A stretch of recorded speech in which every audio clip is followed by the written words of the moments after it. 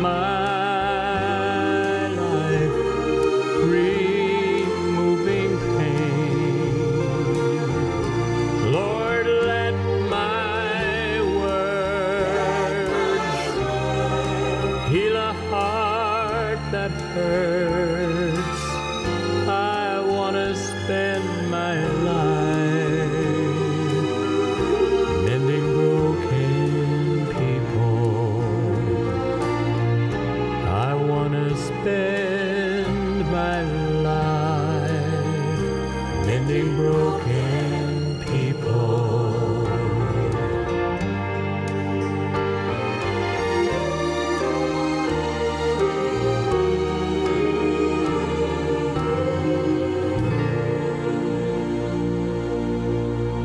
Hello and welcome to BBQ Today Live. I am so excited.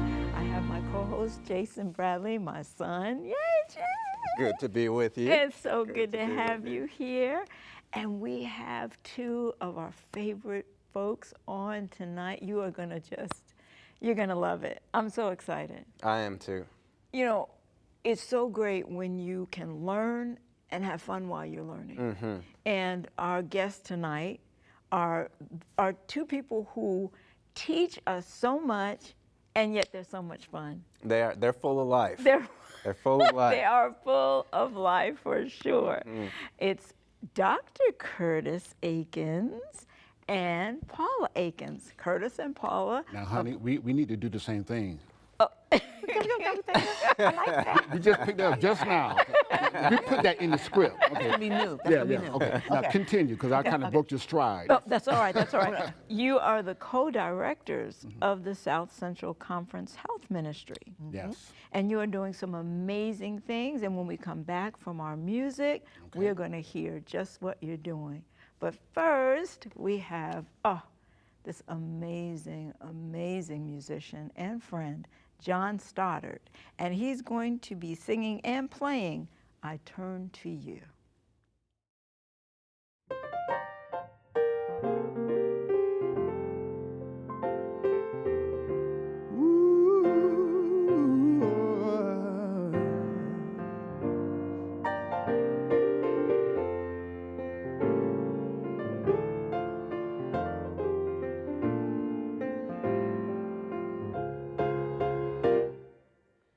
What can I say? Tell me where to begin. How to explain how I've been changed within. Amazing grace caught me in time, gave me new life. Now it's to you that I run, Jesus. I turn to you, and in all I go through, give you praise. I turn to you, Lord, the things that you do, I'm amazed. Oh, you are the joy I'll never comprehend. Water of life, I'll never thirst again. So when my life presses me down, I'll just hold on, and it's to you that I run. Jesus, I turn to you, and in all I go through, give you praise. I turn to you, Lord, the things that you do, I'm amazed, I'm amazed. Hey, I turn to you, and in all I go through, give you praise.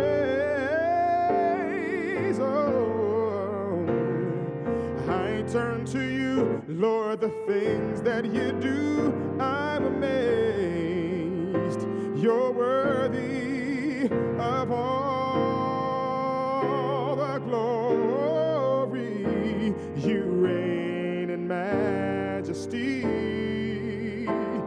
dominion and power. You're more than the world to me. To me, I turn to you, and in all I go through, give you praise. Oh, I turn to you, Lord, the things that you do. I'm amazed, Lord. Oh, I turn to you, and in all I go through, give you praise, Lord. You're worthy, worthy, Lord. I turn to you, Lord, the things that you do. I'm amazed, oh, I'm amazed.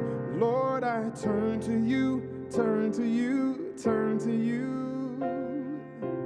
For the questions of life, for the questions of life, Lord, I turn to you, turn to you, turn to you. When I don't have any place else to go, Lord, that's when I turn to you, turn to you, turn to you. Oh, oh, oh, Lord, I turn, Lord, I turn to you, turn to you, turn to you.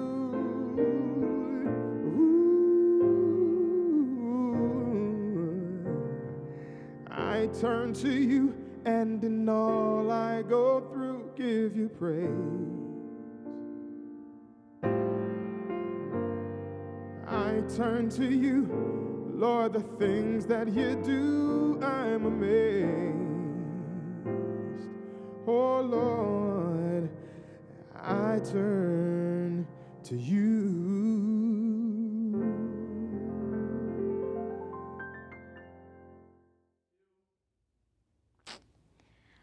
Look at that talent. Yes. I mean, John Stoddard just, you know, he's just a phenomenon, and we praise the Lord that he uses his gifts for the Lord. What a blessing. What a blessing he is to us. Jay, you know, I realized I didn't give you your props, you know. When I introduced you, I introduced him as my son, and I did not say he is the general manager of 3ABN's Dare to Dream Network. That's all right. I've been your son longer, so that works. That works. Oh, that's a good answer. That's a good answer. I like that. That's good. For sure. You know, with our different programs and stuff, we have the opportunity to meet a lot of people, and some you connect with more than others, and just the Eakins are like family. Like we just connect with them. Look, they have I just have to give just a moment for the pins. You want to zoom in on for this? the pins that you're wearing right now. Just a moment. Zoom in. You're wearing Yes. V-pins. All right, I just have to say. Dare to dream. Dare to dream. Dare to dream. So Yes. we thank you because everywhere you go, you promote 3ABN and Dare to Dream. And so we really appreciate that. Well, it's a family. You know, we've been here now 22 years. Wow. And yes, I mean, I had a big outfit when I started. So I don't know how this worked out, but no, that wasn't a joke. Okay, I did. But anyway, it's a privilege. You just choose to cut your hair closer now. I choose to. Okay. Yes, I choose Yes, you to. choose to. Good word. Thank Good you. word. Yes. Thank you. Thank you. All right. So- Your hair is looking nice too, honey. I noticed that. I love that. I choose You choose. to change it all the time. Yes. Okay. Just go on my toes. You know, the Lord has blessed you, Curtis, with, you're an ND, and that's a naturopathic doctor, as I am, and there are just things that the Lord will put the information in your path that lets you know that there are natural things that can be done as interventions with the disease processes. And so we're going to talk today about Alzheimer's and altering Alzheimer's. Tell us about why is it important, where is Alzheimer's in this whole scheme of diseases now? Okay. Is it big? Is it not as many people having it? Where is it? So let's set the stage here, all right? Number one, the number one killer in this nation is heart disease, cardiovascular disease. Number one killer since 1919, 100 years this year. Right after the flu epidemic in 1918, heart disease took over. It's the number one killer in this nation. It's gone down, in 17 years, it's gone down 9%. Alzheimer's, death due to Alzheimer's, it went up, hold on to your seat, 145% Wow. in the opposite direction. Wow. More death than breast cancer, prostate cancer combined. All right? A lot of people don't associate Alzheimer's with death, Yes. just with mental decline, Right. but not death. Right. So over age of 65, 1 in 3 deaths are due to Alzheimer's disease or dementia. 1/3. All right. Now, so how does it's it increased. kill? Well, we're gonna get into that. And but this is the thing about it is that it's a multi-billion-dollar industry. People are aging more and more. Right. So therefore, it's going to be more diagnosis and more women than men, because And more women baby live, boomers. and baby boomers as well. So therefore, this is an epidemic. And the thing about this is, there's no cure. The drugs do not cure. The drugs available right now, they do not stop the disease, and they don't even slow it down. Oh, so they don't retard the progression of the disease. No, so it's mediocre at best. So really, there's nothing out there that can really, it's like an old car. If you have a car that's maybe 20 years old, it's beat up, smoking, backfiring, and that kind of thing, you can put in some gas treatment, doesn't really do a whole lot, all right? So we're gonna talk about some things that can actually go in and do an overhaul for the car itself. Oh, Change out the spark plugs. come on. Okay. Do the car a tune-up Come on. from a drug-less perspective. Oh, that's amazing. Evidence-based. But before we do that, this is going to be a two-part series. Yes. So let's talk about Alzheimer's. In Huntsville, where we live, the person came to our church to do an Alzheimer's presentation. We went through what is called a virtual dementia tour, where we have a simulation of what a person might think or enter their mind as far as Alzheimer's is concerned. And my wife, we both went through there. Honey, I want you to share with the people about, this is a virtual dementia tour. Okay. Now, Alzheimer's Association didn't do this tour, but independent organization did it, but they presented to the people, kind of get an idea of what's going on in the person's mind who has Alzheimer's disease. Okay. Honey, share that with us. Well, there were quite a few people there, and they began talking to us about Alzheimer's and dementia. And then they said, we're going to take you into a room, and we're going to put different things on you, something on your feet and your hands and some glasses on your face and all that. And of course, we're trying to figure out what's going to go down, which is what they really want you to do, to try to figure out what is going on. And then they take us into this room. Now, someone takes us into the room, and they don't say anything to us as far as what we're supposed to do. The room has all these different tables in it, and the room is dark. And so we have the goggles on, we've got the hand gloves on, we got the things on our feet, and we're walking to each table. Now, we also have a phone that's speaking to us about something. You hear like trains and cars, and you hear people talking, and then there's a voice up in there, and you're trying to figure out, is the voice trying to tell me what I'm supposed to do in this room? Because no one's saying anything to you. So I'm standing by the table, and I'm hearing all these different sounds, and I'm trying to listen as to what am I supposed to do at this table? And I hear a little bit, but I don't hear all of it. And then I just stand there. And you stand for so long, and then the person comes and gets you, and they move you to the next table. And on these tables have different things. Like the first table might have a lot of mixed match socks, and they're just there. And you don't know, am I supposed to put the socks together? What am I supposed to do with these socks? You're just standing there. And then they come and get you after you stand a while, and you go to the second table. And it might be like plates and spoons and cups. And so you're trying to think about, okay, am I supposed to set a table? Or what am I supposed to do? And now this voice is constantly going on in your ears. And so I didn't do the first one. I went to the second one. And by the time I got to the second one, I'm now getting frustrated. And I'm not sure what I'm supposed to be doing. It sounded like I heard the word put, and that's all I heard. And then I heard cars and trains and all kind of stuff. And then they came and got me and moved me to, so there's 5 different tables. Wow. By the time I finished the last table, I was absolutely frustrated. I kept looking back over at the person who brought me in the room, and they just sat there. You can't go back and ask them anything because you're supposed to continue to move on. So by the time I got to the last one, I was just standing there. I just stood there. I just stood. I listened. I couldn't understand it. I stood, and the lady came and got me. I did absolutely nothing. At all 5 of those tables. I played around a little bit, but I didn't know what to do.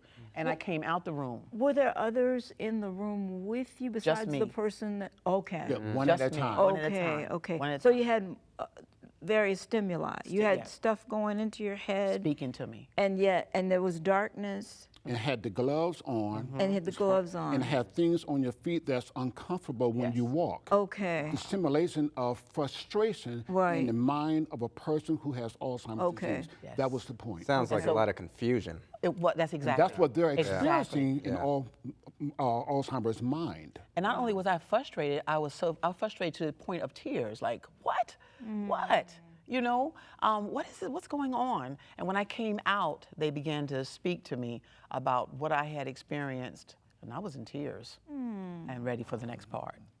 So that's an example of what a person may be going through who has Alzheimer's disease. Every 66 seconds, someone has Alzheimer's disease in this country. Over 5 million people. This is a global epidemic, all right? And so we're going to talk about that. And so a lot of people who may be listening today, about 70% of people are caring for loved ones who have Alzheimer's disease. So we talked to a lady, the Alabama coordinator for the Association of Alzheimer's in Birmingham. She came up to Huntsville and talked with us because we told her that we're doing the program on Alzheimer's disease. And she's called the national office in Chicago, Illinois. We're going to give a 1-800 number people can call because a lot of people are frustrated caring for their loved ones who have Alzheimer's disease. Right. People who a mother may be cursing. So, oh my goodness, my mother, she never cursed a day in her life. Why is she cursing? I mean, is she no longer saved? She used to be a Sunday school teacher or a Sabbath school teacher, and why? What's going on with that? When you call the 1-800 number that we're going to put on the screen, they have counselors, master level consultants, 24 hours a day, 7 days a week, that would take your call for those who are caring for their loved ones who has Alzheimer's disease.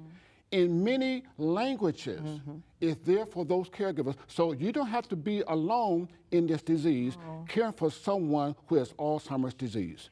That is such a good point. You know, I read this book, I think it's called Before I Forget, and it was written by the caregiver of this particular woman who had Alzheimer's, and he was her husband. And he was talking about the challenges of being a caregiver. It's so demanding, Yes. it's so draining.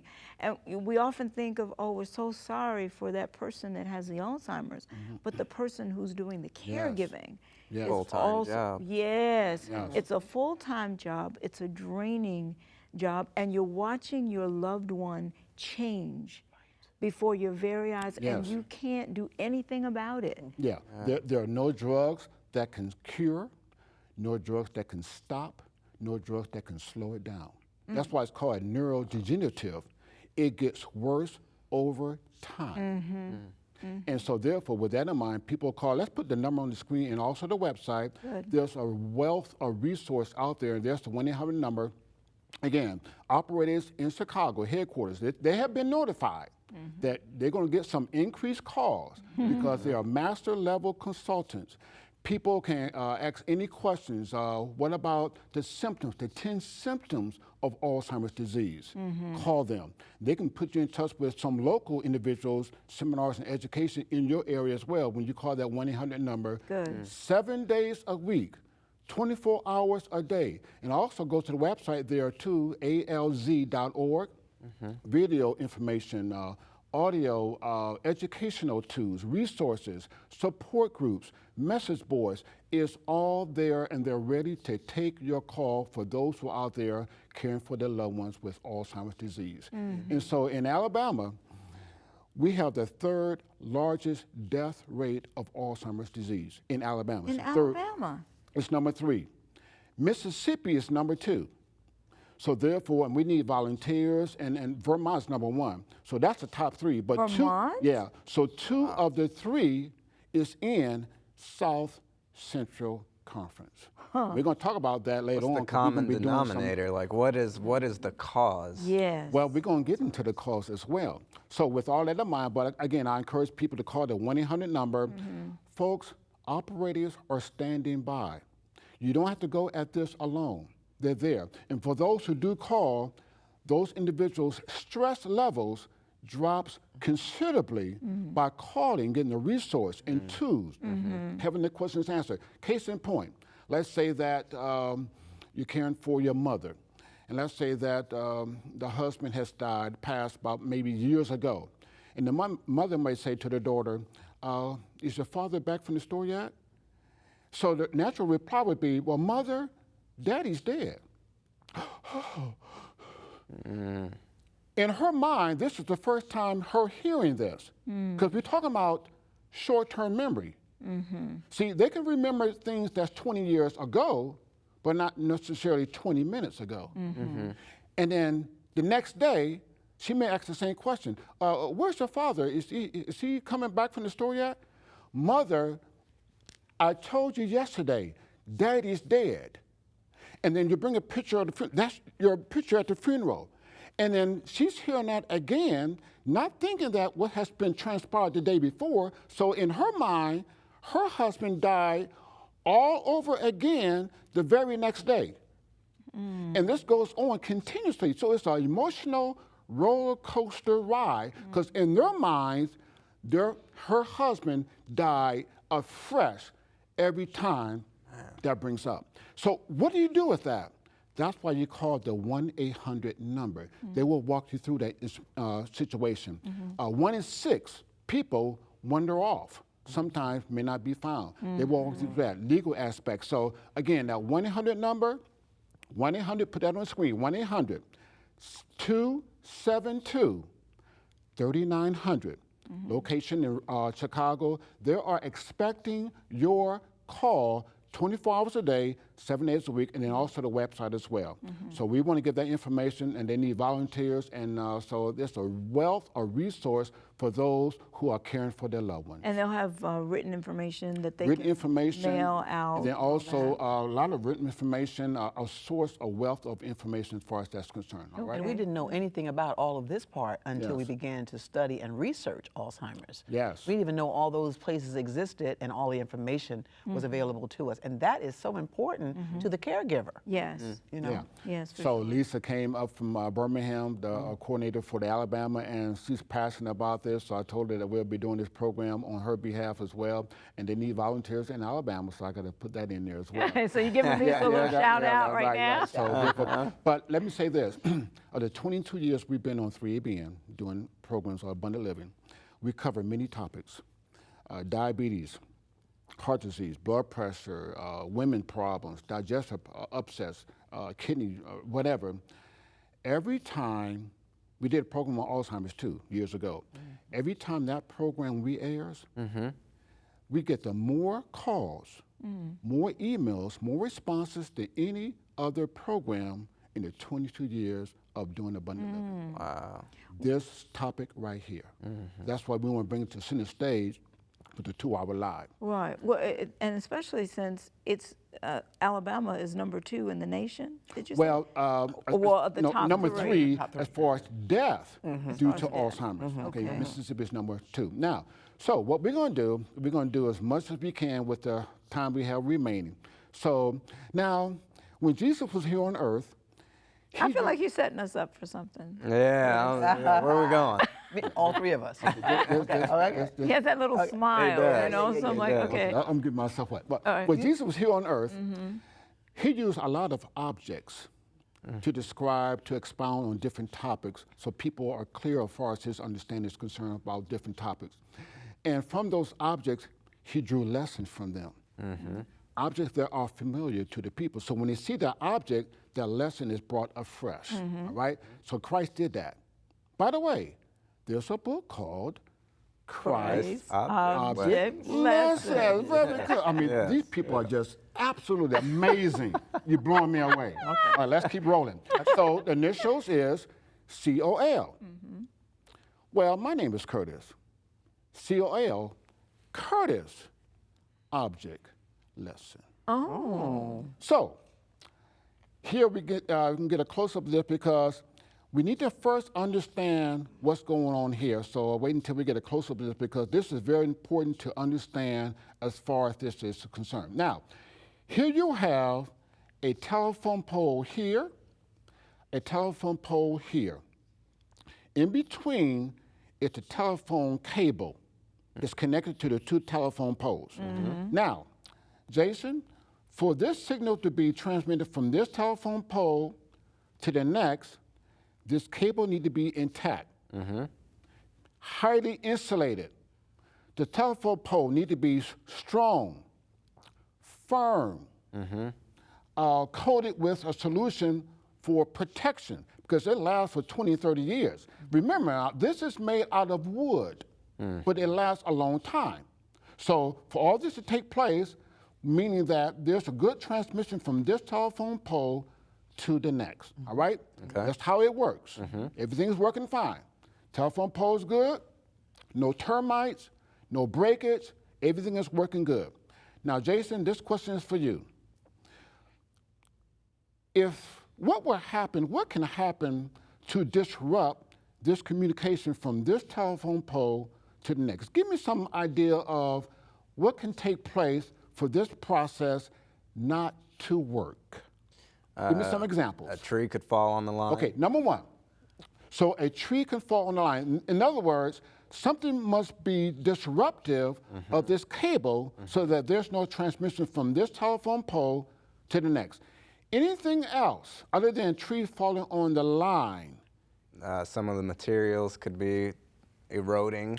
Okay, now, so the telephone pole itself can be defected or termites can eat into the telephone pole itself.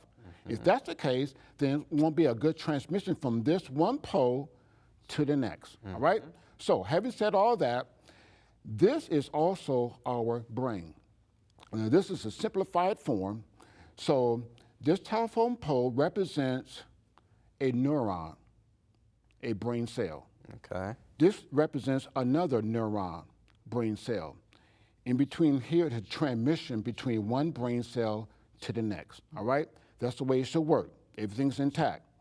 Now, I want to take another graphic, and here we have, oh, wait a minute now. Now we have a situation where we have some added addition on the cable line.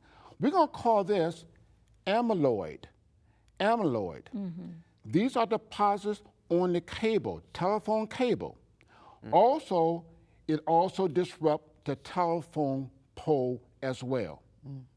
And when this happens, there's no transmission from this telephone pole to the next because of this amyloid, a deposit on the telephone cable. Therefore, you don't have good transmission. This also happens in our brain. There's one thing that takes place on our brain that causes these amyloid deposits on the cable of our telephone. So I'm going to read it from my paper here. Here it is, quote, "For both animals and humans, it has been observed that," here it is, folks, "sleep deprivation causes increased amyloid deposits." Coming from the Frontiers of Pharmacology, June 2019, just came out. So basically, that's what I want. That's what I want. Really? So, folks, I'm in trouble. Yeah, me too. So when we are sleep deprived, talking about 6 hours or less, this amyloid starts to deposit on the telephone cable. When that happens, it also disrupt the telephone pole as well. We call that tau, T-A-U, for those who want to do the research. Right. So therefore, when that happens, then there's no transmission. One night of deprived sleep brings some deposits on our telephone cable. Oh, my. So therefore, adequate amount of sleep also help for this not to take place to accumulate on our telephone cable. Now, let me ask Okay, you now this. I got them on the. Let me ask got you us, this, you right? got us. Question on this Now you one. got Okay, us. yeah. So now, okay, let's say I've been sleep deprived, hypothetically, right? Okay. Yeah. And Not from a personal, but yeah, hypothetical. yeah, I got you. hypothetically. I Let's know say it's the word. Been sleep deprived, and now I'm trying to catch up and make up for that, right? So if I start getting 8 hours of sleep and going to sleep before midnight and all of these things where they say it adds like 2 hours for each hour, then will those amyloid deposits start disappearing? Okay, and I knew he was going to ask that question, all right? It can help. It just won't get it worse. Let me say this. Now, I'll say this up front. We have a 3-page handout. Okay. We'll put our email address on the screen there, where there's a whole sheet just on sleep and Alzheimer's disease. Okay. Where when we have adequate amount of sleep during the sleeping hours, this is removed. See, this accumulates throughout the day by thinking, reading, writing, and this is the metabolic waste of that process of our brain throughout the day. So while we're asleep, this is being removed by the glymphatic system. Not lymphatic, but glymphatic. A system just been developed, just been discovered just a few years ago. It removes this every night while we're sleeping. But if we don't sleep enough, there's not enough time to remove all these deposits, and year after year, they start accumulating year after year after year. That's why sleep is very important as far as this is concerned. And the thing about it is, once this is affected here, then it also affects the 2 telephone poles as well. Therefore, this disrupts the whole communication system as far as that is concerned. So sleep is very critical as far as reducing the risk drastically of dementia and Alzheimer's disease as well. I'm going to go ahead and say good night right now. So the thing about it, that's why sometimes in the afternoon, I'm tired, I take a nap. I take a nap, and so whenever you take a nap, then it starts to remove this process. So this is just accumulation. When we eat food, and what's waste, it goes out the rectum. When we think, etc., this comes on. When we sleep, this is being removed while we're sleeping. That's why sleeping is very critical as far as reducing the risk of this disease. That is fascinating. yeah. That is fascinating. One thing that I wanted to say is that I just read an article the other day about tau protein. Yes. And how one of the signs that you have Alzheimer's is that you want to sleep more. You want to take a nap. Yes. Or you're finding yourself sleepy when you weren't before. So there's a change Yes. in your sleep. And how interesting that the Creator put that in us. It does. Yes. Yes, it does. Yeah. Hallelujah. So, and the thing about this is that let's go back to 1906. We weren't here then. Yeah. Well, maybe Jay. No, you weren't here then. Yeah. Okay. Yeah. He probably get that off camera. But anyway, Dr. Alzheimer's in 1906 discovered that there's one lady who was showing erratic behavior. So after she died, he did an autopsy. And on her brain, he found amyloid deposits. It's a protein, amyloid deposits on her brain. Hence, Alzheimer's disease. All right? It was named after him. Right, yeah, Alzheimer's. And then his 2 assistants, Dr. Creutzfeldt and Dr. Jacobs, call that Creutzfeldt-Jacobs disease. Those are his 2 assistants. Okay. We're not Kyle, so it's not Mad Kyle, it's Creutzfeldt-Jacobs disease, all right? So therefore, this is very critical as far as that's concerned. Now, let's move on. So I want to go to the screen, and this one author, she has been inspired author, the most translated author in the United States, according to the Library of Congress in Washington, D.C. She's made a couple of statements when it comes to this topic. It's a very powerful statement. And so let's go to the screen, and we're going to read this statement here. I'm going to get my paper, and this is a statement that she says. This is coming from the book Selected Messages, Book 2, page 448. It says here, quote, "The brain is frequently affected by drugs. They only, underscore the word, stupefies the brain." Drugs frequently stupefies the brain. The word stupefy means to stun. If a person's acting erratic in society, a lot of times a police officer will pull out his stun gun and immobilize a person, so therefore they're inoperable. They're just in 3 seconds, they're out. It takes about 15 minutes or whatever. So it actually stuns the person, so therefore they're no longer functioning. Stun gun. Well, drugs also stuns the brain, this author says, stupefies. I mean, that's the word she uses. There are some drugs, we know now, a group of drugs that simply stuns the brain. It stupefies the brain. Let's go to the screen at this time. I'm going to read this. Hold on to your seat. And this is going to be a big word, all right? But again, we have a handout for this as well. Here we go. Quote, "The use of anti-cholinergic drugs in older people is associated with increased risk of cognition decline, dementia, and death." This is coming from the International Journal of Geriatric Psychiatry, June 2016. So, therefore, honey, we're going to do a little demonstration here. And I'll tell you what, let's use let's use this paper, all right? Okay. So, I'll put this down. So, let's do this, all right? Now, on this left side, that's opposite the way you're seeing it, this is the telephone pole. My arm is the telephone cable. My fist is the synapses. Okay. And it transmits to, boom, the next fist, go down the telephone cable to the telephone pole. These drugs, called anti-cholinergic drugs, go in between my two fists. So put the paper between my two fists, honey.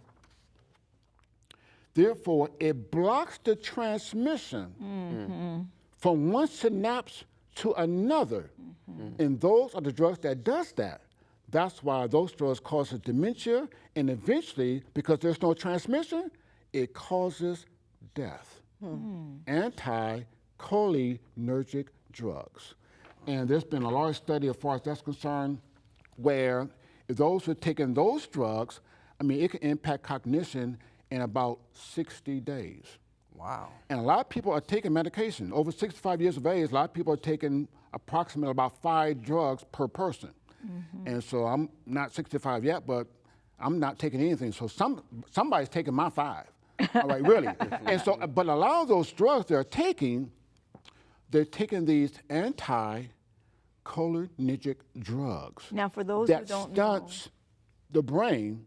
And so for those who don't know what those drugs are, Cholinergic. right, I want to have our email address at the end of this presentation. Then when you email, I will download those group of drugs that will block the transmission at the synapses where there's no transmission. The brain simply is stunned like a stun gun, causes dementia, and eventually causes death. And a lot of people are taking those drugs and don't even know it. Don't even know it. So that's another area of not so much Alzheimer's, but also dementia as well, all right? So therefore, now we're gonna go to something else, honey. And so therefore, we're gonna look at this. And now there's some drugs out there, like I said before, that don't really cure the disease. They don't stop the disease, don't even slow it down. But when we look at botanical medicine, herbal medicine, from a scientific standpoint, there are, in my opinion, in my research with prayer, there are 2 botanicals, herbs, that are head and shoulders above all other herbs as far as this disease is concerned. all right? For the number one, and let's go to the screen at this time. Let's read this first herb we're going to look at. Here it is. Bacopa maneri decrease the formation of, I'm reading verbatim, amyloid deposits almost entirely and protect cells from dying due to amyloid's presence. This is from the medical journal called Annals of Neurosciences, May 2017. So I did a presentation a while back at a lifestyle facility, over 100 people, and asked the people, how many have heard of Bacopa maneri? Of the 100 and so plus people, only 2 people raised their hand, less than 2%. Hopefully it's going to be more than 2% because now you're watching this program. So this is the botanical that simply removes this so that the telephone cable is clear almost entirely of the amyloid plaque. And when that's done, it also protects the telephone pole from becoming damaged. In other words, this herb cleans out the telephone cable and calls in pest control to take care of the termites that's destroying the telephone pole. Therefore, now you have communication from one pole to the next. Now, in a handout, there's a whole sheet for this handout. And as far as tests been done, as far as what people are taking and how they can improve cognition, memory, etc. Because this takes place in the cerebral cortex, deep into the brain where memories are formed. So when this affects that, then of course you have those memories that, you know, yesterday I can't remember what we just talked about yesterday. That's where memories are formed, all right? Now, if you think that's something, there's another botanical. Before we go into that, I have one question. You have a question. What is there a common name for for that botanical, the first one? No, but that's the common name. Yeah, if you go to any health food store, you'll see, now I just usually use the whole word, both words, Bacopa maneri. But most people just say Bacopa. Bacopa. And you go to the health food store, you'll see it, Bacopa, all right? And based on their clinical study, 300 milligrams. Okay. And that would be part of the handout. Milligrams a day? A day, yeah. Okay. And that's in the clinical study, the handout that I gave you. A lot of these studies are done not in the United States, but in Taiwan. Are these double-blind studies? Yes, clinical studies, yeah. Control, yeah. Okay. India, Ayurvedic.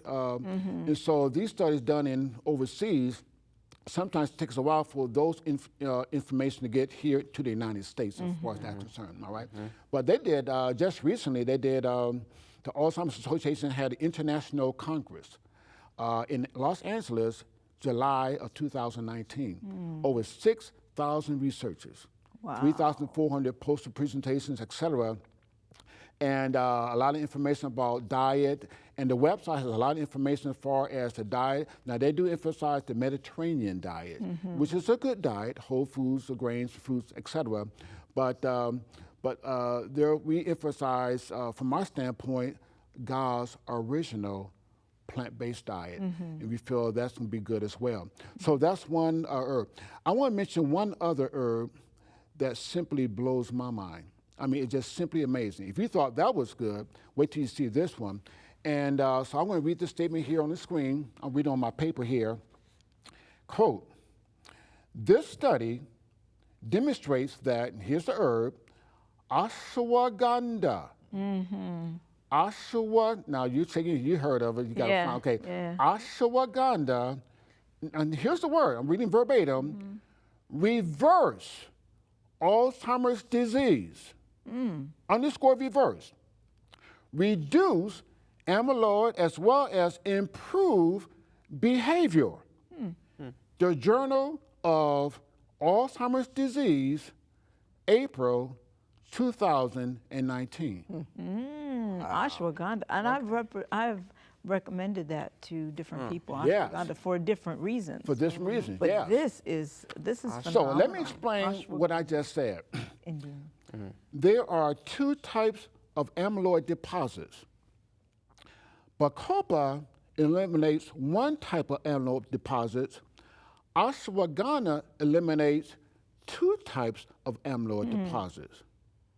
At the same time, it also regenerates the cable of the telephone pole, Wow. strengthens it, and it also recovers the structure of the telephone pole itself. It calls in the pest control and strengthens the telephone pole and also strengthens the synapses as well. So the fact that it strengthens the telephone cable, that means it's also useful for, hold on to the seat, folks, we're talking spinal cord injury, Huntington's disease, and Parkinson's disease. Ashwagandha. Ashwagandha, published in the Journal of Alzheimer's Disease, April of 2019. And what's the dosage on the ashwagandha? I'll give you the doses. The handout's going to be in the doses as well, as far as that's concerned. Okay. So these herbs are very powerful and very potent. And again, we ask people that make sure that you contact and be aware to your healthcare professional, because you don't want to stop a drug and start taking an herb. That's very Because you important. can have litigation, it can backfire, adverse reactions. So we always ask people to contact your healthcare professional Absolutely. before you incorporate any alternative medicine as far as that's concerned. Now, you asked about Alabama and Mississippi. One of the things that people are using a lot of medication because of poor lifestyle. So when there's poor lifestyle, when there's more obesity, more high blood pressure, the people tend to take more medication. With more medication, you take sometimes those drugs that causes that blockage. That's why there's increase of death rate from Alabama and Mississippi because of the blockage. All right. So, honey, about the sleep now. We mentioned about the sleep. We got a little time here. Because, see, here's a double whammy. So a person, because of sleep deprivation, and so it increases amyloid deposits, and so when a person has Alzheimer's dementia, their sleep is disturbed, which was brought up in the Alzheimer's Association International Conference in Los Angeles, July of 2019. So with that, you tend to take more sleeping pills, which aggravates the situation that you already have. It's a domino effect. So share with the audience some of the things you do to help you go to sleep. Okay, not that I have Alzheimer's though, right? No, no. It's just to go to sleep. Yeah, just to go to sleep. Yeah, I'm glad you clarified that. I am too. Yeah, because okay. You know, whenever we're ready to do programmings or something like that, a lot of things are on my mind. And so it's sometimes hard for me just to go to sleep. I got to cross my T's, dot my I's. And so I find that soft music, and I mean water sounds, nature sounds, really just knocks me out. And with that in mind, I want to put that on. Otherwise, I'm thinking about everything that's going to go on that next day. And so the water sounds and the nature sounds, bird sounds, puts me to sleep. So I always tell people, we're not talking about any kind of sounds or any kind of music. Because if you have a song playing and I lost my man, my dog, my cow, and everything is gone, you know, you're trying to figure out in the song what happened then, and you're still up, and the song is still, okay. So I find that just soft, soothing music with no words can actually calm the spirit. Jennifer Lamonter always makes that statement, we're all created with a musical mind. You know. So I like that, put the music on, and we suggest that also with people who have called us about Alzheimer's. They say they're cursing, throwing things, and things are going on. Play soft music. Yes. Spiritual. Yes. Spiritual music. And believe it or not, they say that has actually helped that person sleep during the night. Yes. Yes. So we're going to put on the screen our contact information, our email, where when you email us, then we will download the 3-page handout of this program, give you more additional information based on highly referenced studies. Some studies are so new, it's not even published yet. This is the online version. Yes. You know, so this is like the latest information on Alzheimer's and alternative medicine as well. Yes, this is So, great. In fact, let's put your address up now. Yeah, let's go ahead and do that. So that we and, can have it. so Health our- Seminars Unlimited, P.O. Box 2873, Huntsville, Alabama 35804. You can call at 256-859-1982. And then there's the email address, hseminar@bellsouth.net. And you can watch them on YouTube, Curtis Paula Eakins. Yeah, so go ahead and do that, and I'll be glad to download that 3-page handout of what we talked about. More information as well, as far as that's concerned, all right? Great. So we're going to close out. I think you have a text, and then we're going to share with the audience some of the Always, things that's always. coming up in the Yes, coming and- future. And we want to talk about, because in the next hour, you're going to be cooking. Now, you two will be coming with us or what? No, No. we're going to be smelling the smell. Smelling the smell. Yes, Okay. yes, yes. Okay. No, you guys are going to Okay. give us some great food. There's many scriptures in the Bible from Genesis to Revelation, and I'm always amazed at how Father God talks to us. This one's coming out of Philippians chapter 4, and it's verse 7, and it says, "And the peace of God, which passeth all understanding, shall keep your heart and minds through Christ Jesus." When I think about this particular scripture, I think about the only way we can have a peace for that caregiver or even the individual going through Alzheimer's and dementia is to concentrate on what God has said, that I'm always with you, I'm always there. I can give you a peace that passeth man's understanding.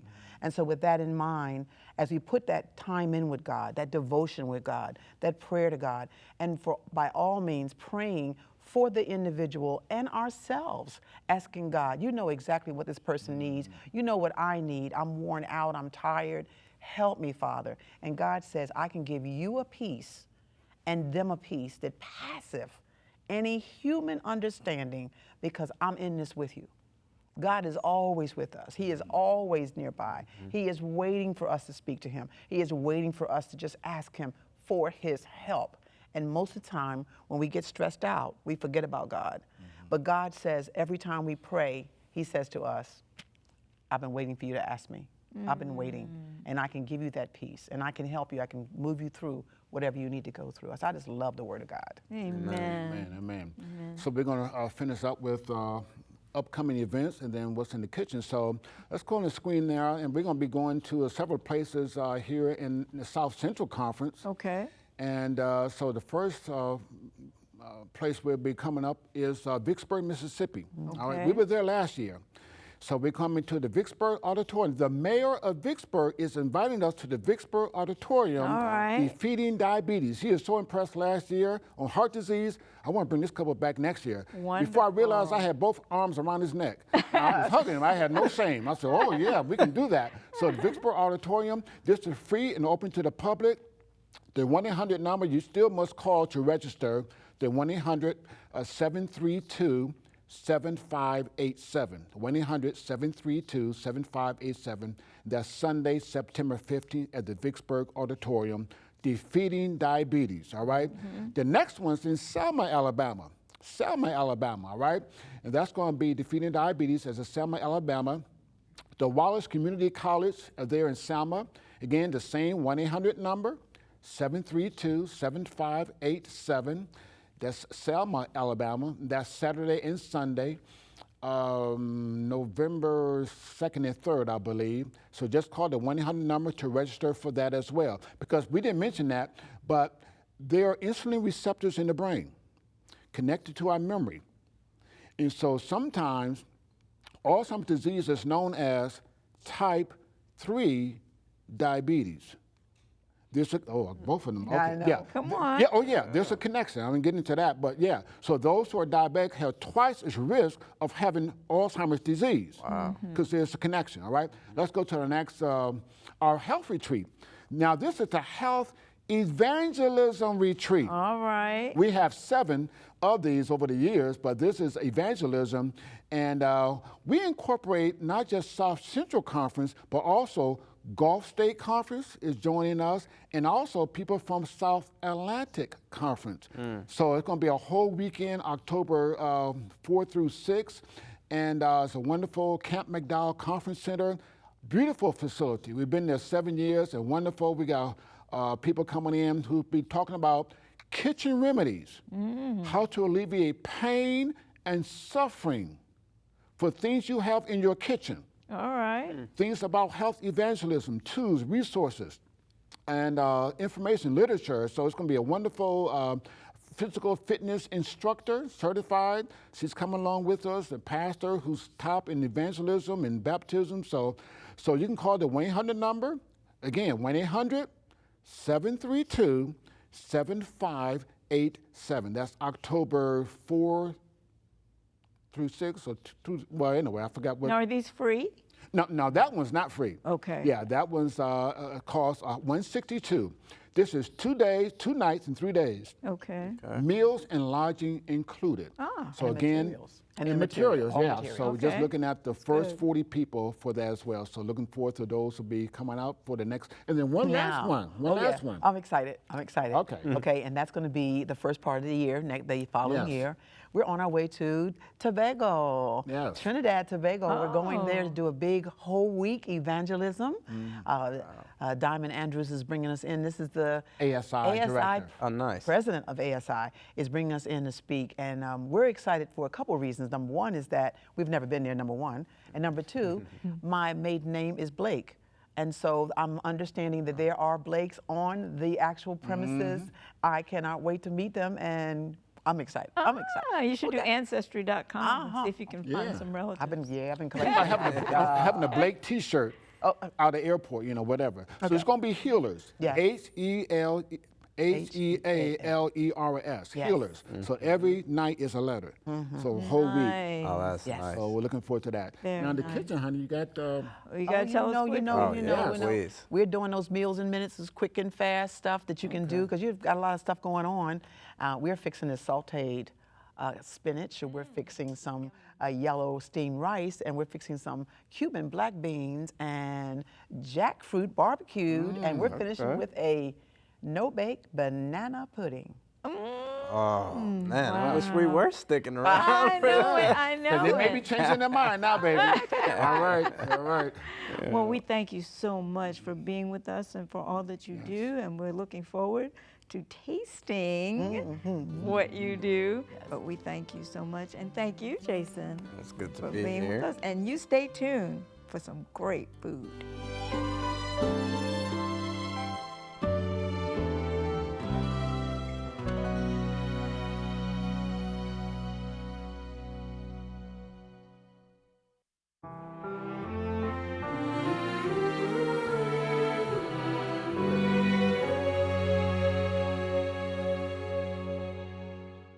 Well, welcome back and in the cooking program. But we had a nice discussion with Yvonne and Jason the first hour in the interview. Yes, we did. Altering Alzheimer's disease, and a lot of information that we gave, and very educational. Yes. I think they were though as surprised as I was, Oh, because okay.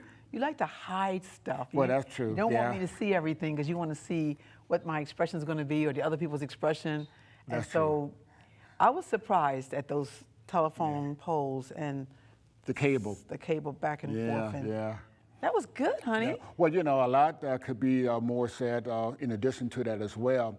But as I said before, just email us to our email address, and we can download 3 sheets that will expound on what we just said the first hour as well. And again, don't forget to call the 1-800 number, Alzheimer's Disease Association. They're ready for your call as well. So very Yeah. good program. Yeah, and, Glad we and can share. speaking about something like that, today on this program, we're also going to do some stuff that's quick and fast. Okay. Doesn't take a lot of time, and so I think that's kind of appropriate too. It kind of matches up with that too. Not a long time in the kitchen. People don't like to stay a long time in that Don't like to kitchen. stay a long Quick, time in the easy, kitchen. without sacrificing taste. Now that is really key. There you go. Okay. So, let's look at what the actual menu today is going Okay. to be, and that's sautéed spinach. And then we're going to do this Cuban black beans. And with the Cuban black beans, we're also going to add to that some yellow steamed rice. And of course, we have to have a main entree, which is going to be BBQ Jack Fruit. And I know the last one is going to be that no-bake banana pudding dessert. No bake. You don't have to turn the oven on. No turning the oven on. Save on the electrical bill. Saving on electrical bill and not a lot of stress. All Not right, the temperatures, all right. Stuff like that. So it's all kind of good. You know what I'm saying? So now the first one is the, We're going to do that sautéed spinach first. Okay. A very easy and a very quick recipe. So let's look at the ingredients on this one. okay. It calls for 1 tablespoon of olive oil, 1 8-ounce package of baby spinach, 1 medium onion sliced, and sea salt to taste. Oh, that's it. Now this Okay, is a real quick. easy one. I know people are usually seeing spinach more in a salad, and so lately I've been doing a lot with the spinach and the kale. Actually sauteing them and Swiss chard, sauteing them a little bit also, a little bit of olive oil. It works out really well. And so we're going to get started on that one. It's a very quick and easy one.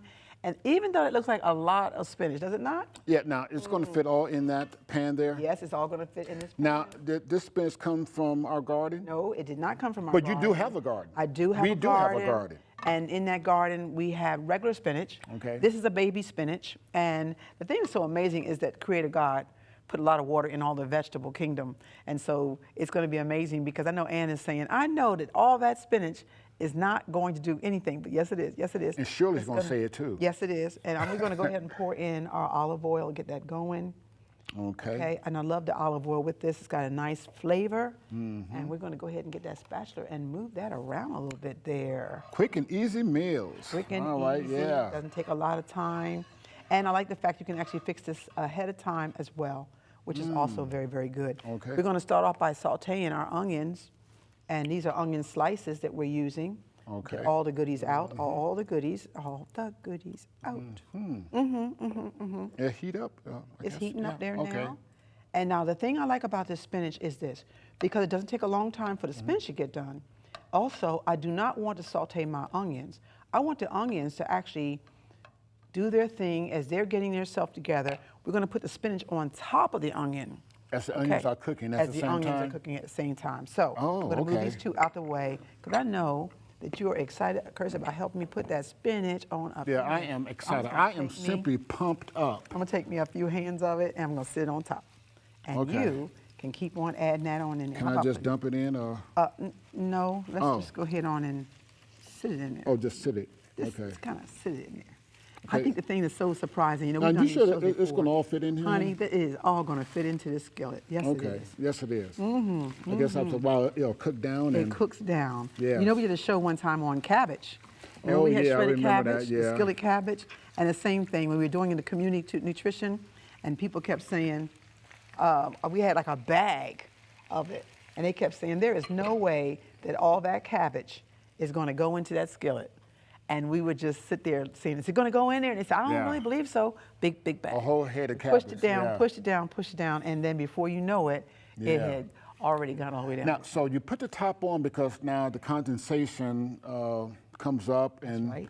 brings back down into the cabbage. It Well, goes no, back that's down, not cabbage. You just goes said back cabbage. down and actually helps to saute the actual spinach Right. So itself. you don't need to add any water. No water. At all. Okay, yeah. And you can already see that happening. You can see the actual The condensation water bubbles already. actually Yeah, coming you in see it there. already on the top. And I said salt to taste, you know, because Okay. of the fact that we're always very concerned about high amounts of sodium as we do our plant-based cooking, and we talk on 3ABN, is cutting back as much as possible. So salt to taste, maybe a fourth to half a teaspoon of salt. Okay. Sprinkle on at the very end, and you'll be surprised how it just makes that spinach come alive. Okay. Now, when would you add the salt? At the end. Oh, at the end. At the end. So Why don't you add it before? Well, because if I put it in there before, it's actually going to stop it from actually sweating like it's sweating.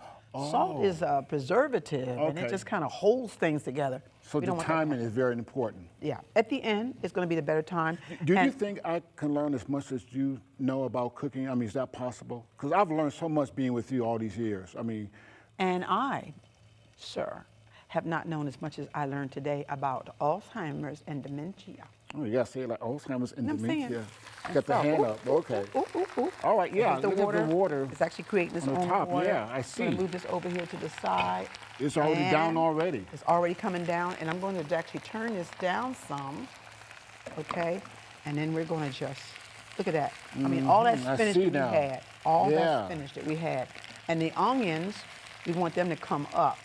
So, but they are actually coming up over top of the Oh, I get see. that flavor in there. Yeah, look at that. It's like, now I know that actually you think about this recipe, you say to yourself, is that going to feed just one person? It actually is serving for 4, believe it or not. 4 people. Yes. Yes. Yes.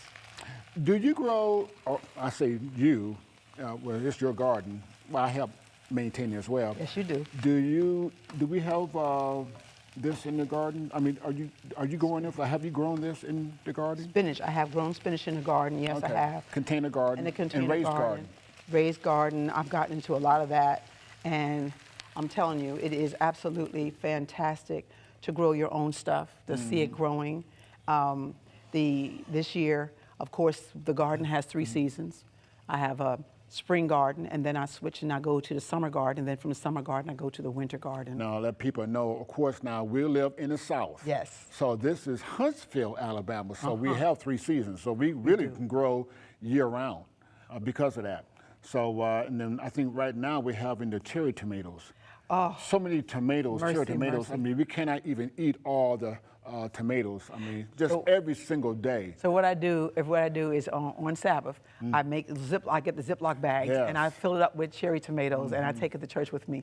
And I don't really know who I'm going to give them to, but somehow I'm talking to somebody in the church and all of a sudden I say, oh, I've got something for you, and I pull them out and everybody's like, I cannot believe how these cherry tomatoes taste compared to the ones in the market. We went to, just yesterday, we had a salad at a store here in Benton, Illinois, about 15 minutes away from here. And we had tomatoes in the salad. And folks, let me tell you, we took a bite of that tomato in that salad. And I mean, the difference of that tomato and tomatoes we grow in our garden, I mean, it wasn't nothing to compare to. So you never want to really buy another tomato again. You can grow it in your garden. Yeah, that's right. Well, you can see Taste, that this texture. is actually just about finished itself. No, It's look through. at that. Yeah, It's I can see it through. all Yes. cooked down. And it's cooked down, and the water, look at that. The water's there, and so we're just going to go ahead and sprinkle And on now you add the a little bit of the salt. sea salt. Yeah. Okay, and then we're going to put that lid back on it. I'm going to sit it to the side because that's just the first recipe, really and truly. Now that's just about finished now, or That is totally finished. Oh, it's totally finished. Totally finished. Right now, it's through. And you can add, like I said, you can do peppers with that if you want to. Sometime, if I do kale, I will do red and green peppers and stuff. The name of the game is that we eat with our eyes. We see it, and it looks attractive. Yes. It's mouth-watering. We're ready to go. You look attractive, Thank you. and your mouth watering. Thank you. You're welcome. Okay. Kind of threw you off a little bit, didn't I? Oh, yeah, because you know you're going to get a phone call calling me. I think I just got the first email already First as I'm email talking. I coming just out felt that there. email You coming can feel up. it? You can feel it? Okay. Okay, I Because along with this, we want to go with our very next recipe, Okay. which is Cuban Black Beans. Oh, okay. Let's do it, honey. All right. All right. So it calls for 1 tablespoon of olive oil, 2 garlic cloves minced, 1 small banana pepper chopped, 1/2 medium red pepper chopped, 1/2 green pepper chopped, 2 15-ounce cans of black beans, 1 teaspoon of cumin, and sea salt to taste. Okay. Cuban black beans. Cuban black Not just black beans, the Cuban. And I like to kind of change things up so that it's not like, black beans. Black beans. What does that do? Yeah, okay. But when you say the Cuban. black beans, oh, wait a minute, hold up, what's in that recipe? Okay. Yeah. So with that one in mind, it's got some good stuff combinations. Now, cumin, that's not something that most people are familiar with, or not as much, I guess. In a cooking, if you're doing black beans, you have cumin, coriander. These are other spices that are out there. Right. And the main thing in plant-based eating is just trying new spices, new seasonings, so that things taste differently. And also, I was going to say, and they work better. I think they taste better when they're adding in different combinations there as well. But quite a few people may not use cumin as much, as often as other spices. It's more in a Hispanic community when you're doing that, the Cuban kind, cumin. That's a nice pizzazz to it. And I like it because it's very colorful. This is a very colorful dish, all right? And I'm going to go ahead on and get my skillet ready to receive all these goodies over there because you know we got banana peppers and green peppers, Yes. red peppers, and And what's that? The all garlic that's there. going on. We and got the garlic sea going salt, on yeah, as well. And so we're going to just begin by adding in, of course, our olive oil. Okay, olive oil. I love using olive Yes. oil, as you noticed that. I noticed that. And you know, olive oil has a very kind of a strong flavor, so it really So adds why to not? this. So as opposed to, let's say, canola oil or regular, because of the flavor. I mean. The flavor. Okay. The name of the game when you go plant-based is Okay. about flavor. You've got to have that flavor there, okay? Not only the color, not only the texture, but the flavor as well. Okay. And so I like to use the cold-pressed olive oil. And you know, sometimes we get people saying, you know, these oils that you're using on the show, you know, they're kind of volatile, that they don't, they burn easily. Don't get yourself all worked this up. is They're not high heat, never though. staying on long. Everything Right. is just going to be cooking. I'm not really sauteing for long periods of time. And so you're going to be fine, and you'll we're be not, fine. We're not deep frying. You'll be fine, Yeah, okay? So I'm going to go ahead and start the by putting banana in peppers? the banana peppers Okay. first. Let me get my little spatula out. And now Chris, we we have, will now you've grown the red peppers and green yes, peppers in the garden. in the garden. Container garden. Yes, both the red And and the both red and green. green. That's right. Okay, they're a part of it also as well. And Yeah, that's a goodie in there, baby. oh, did I? Oh, no, yeah, no, I can't do that. Yeah, just Spot it. yeah. Spot me it, on yeah. that. Spot me on that. Okay. Okay, and then we're going to go ahead and put in the green pepper. Now these beans come in a can. Are these black beans? You can do your black beans a couple of ways because Okay. this is a meal in a minute program, so you can do your beans already in a can. If you do not already have to cook them in your crock pot or Yes. your slow cooker, which sometimes I just buy the 16-ounce bag of beans, rinse them off, and put them into a slow cooker or a crock pot, whichever way you want to call it, and then cook the beans ahead of time. And that way, if you get that much, you can actually use them for other things other than just making this particular dish, like haystacks and burritos, Oh, so on yeah. and so forth, Okay. you know. And so that's always going to be good. So these are a can I'm using here. We're talking about meals in minutes. If you haven't had a chance to get the beans ready, don't worry about it. You do want to be very conscious, however, of the amount of sodium that's in the beans. We talked about that on the program as well, cutting back on the amount of sodium that we're using. And then I'm going to have you, Curtis, very slowly pour in the beans. Very slowly. Go ahead and pour them All on right, in beans there. going in. Black beans. Slowly. Okay, yay. Look how pretty. Is that pretty or what? Yeah. There you go. All right, That's it. that's it. And all we're gonna do is, as you can see, and I'm gonna turn my fire down. Let me turn it down a little bit.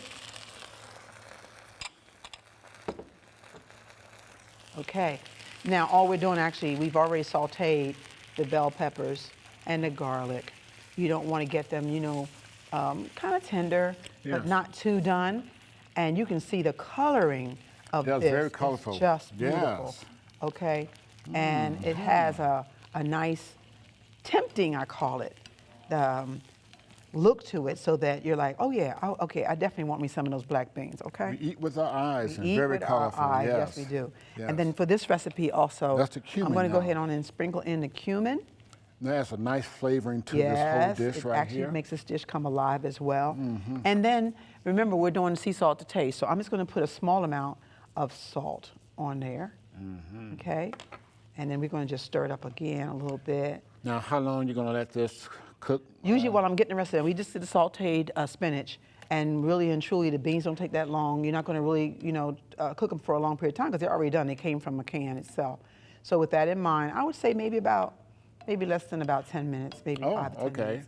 And so we're going to put the lid on top of that one as well. And now all of this is kind of getting itself together because it is meals in minutes.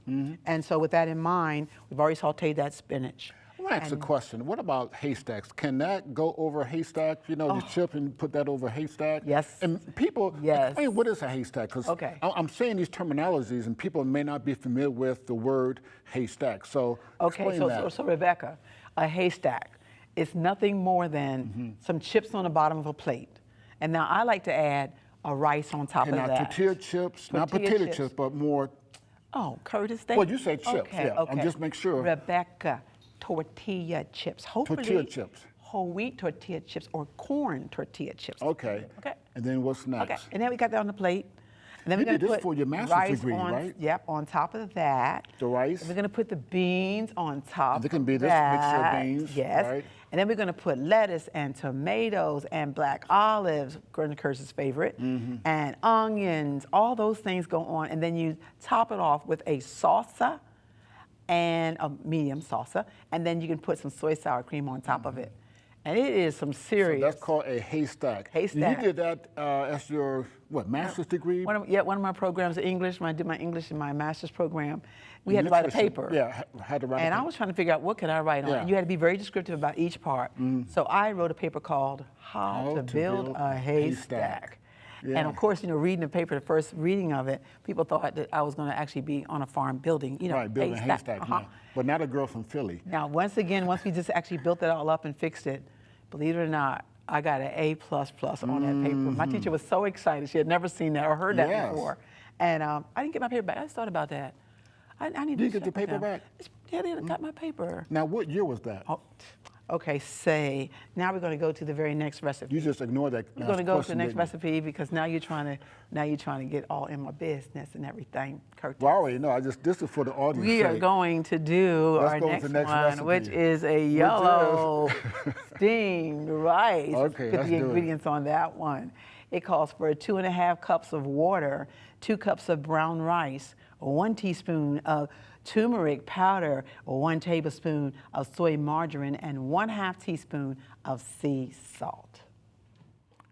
Okay. Hey, so Now, this is going to be quick and easy right here. be quick and easy. Now you got the. And I'm really liking this one because I said it was called a yellow rice, right? And I know you're thinking, how are we going to do I'm looking that? at something that's brown. I know. So one of the things I like is, because I love color, and we just got finished on those Cuban beans, black beans. And so with that in mind, we're going to actually now do brown rice, but we're going to turn it yellow, and we're turning it yellow by using turmeric powder. Oh, okay. All right? All right, that's so how you do it. We're going to take our lid off. Oh, yeah, because the water is hot and ready Already boiling. to go. Okay. Okay? And then we're going to go ahead on and then just stir in the rice. Now this is whole grain brown rice. Is this Brown short or rice. long grain? Does it really matter?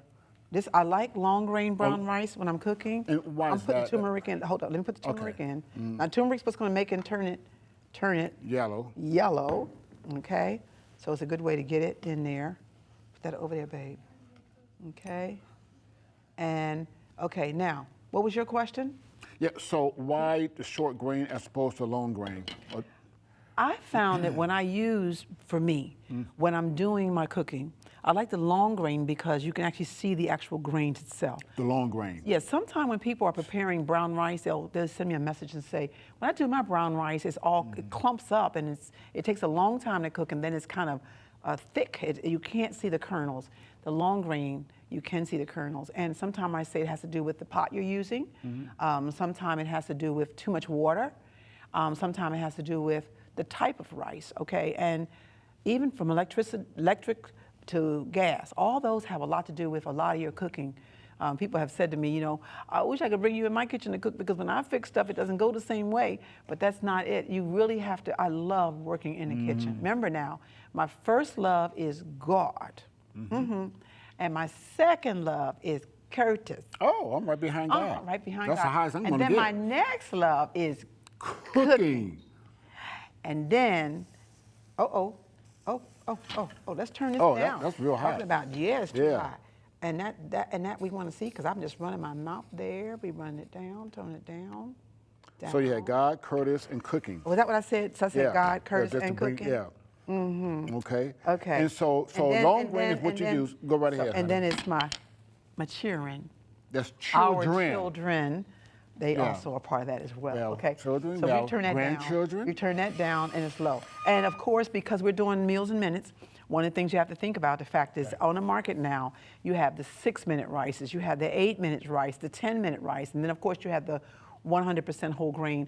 All of these are whole grain rices, but they've extracted the water from it, the liquid, so that when they say 6, 8, 10 minutes, it means that when you add your water, then those rices come back and they're the same as regular rice. So they're already cooked, in They're a al- sense. Well, Okay. They just extracted the water from the rice. That's why they're called parboiled. Okay. They've been kind of parboiled or whatever, but the bottom line is that you don't have to worry about look at and see what's going on. They have it in bags, they have it regular, whatever way you want to do it. It's all good. Now, what about, because you have a rice cooker, don't you? We have a rice cooker.